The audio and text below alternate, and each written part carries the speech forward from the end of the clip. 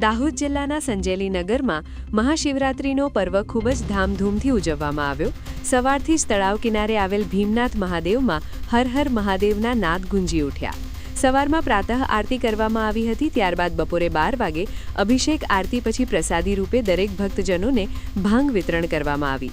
ત્યારબાદ સાંજે 7 વાગે સંધ્યા આરતી અને ત્યાર પછી 8:30 વાગે ખોડિયાર મંડળ દ્વારા ભજનની રમઝટ બોલાવવામાં આવી હતી અને ભરી રાત્રે 12 કલાકે મધ્યાહન રાત્રિ આરતી કરવામાં આવી હતી અને સંપૂર્ણ રાત્રિ દરમિયાન જાગરણ કરી સવારમાં 5 વાગે પણ ભરી પૂર્ણાહુતિ આરતી કરવામાં આવી હતી અને સૌ ભક્તજનો ત્યાર પછી વિખૂટા પડ્યા હતા।